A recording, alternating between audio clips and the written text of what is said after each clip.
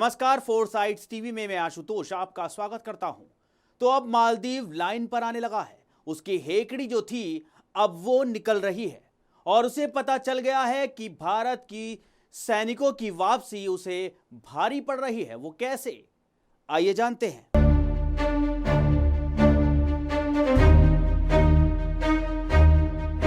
भारतीय सैनिकों की वापसी के कुछ दिनों बाद मालदीव ने ये बात स्वीकार की है कि उसके सैनिकों के पास भारत की तरफ से दिए गए 3 विमानों के संचालन की क्षमता नहीं है। रविवार को स्थानीय मीडिया में द्वीप देश के रक्षा मंत्री घासन मौमून के हवाले से यह खबर प्रकाशित की गई है।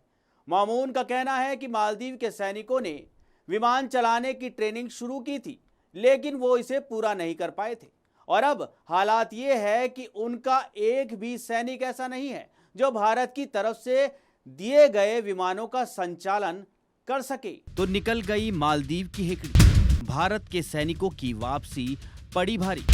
विमान चलाने में सक्षम नहीं मालदीव के सैनिक।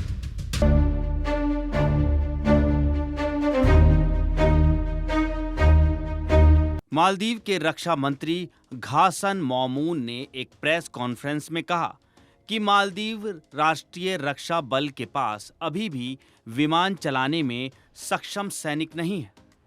एक सवाल का जवाब देते हुए मौमून ने कहा कि पिछली सरकार के दौरान हुए समझौते के तहत कुछ सैनिकों ने भारत की तरफ से मिले एक डॉर्नियर विमान और 2 हेलीकॉप्टरों को उड़ाने की ट्रेनिंग लेनी शुरू की थी, लेकिन अब भी कोई ऐसा सैनिक नहीं है जो इन विमानों को उड़ा सके।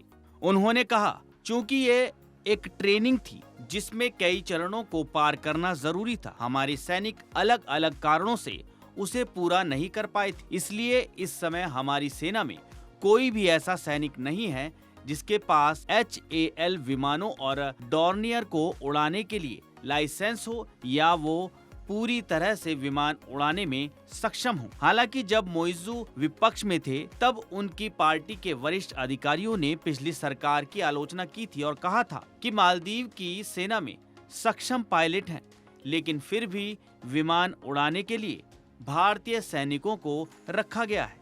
लेकिन अब उनकी ही सरकार के मंत्री ने उनकी पोल खोल दी है।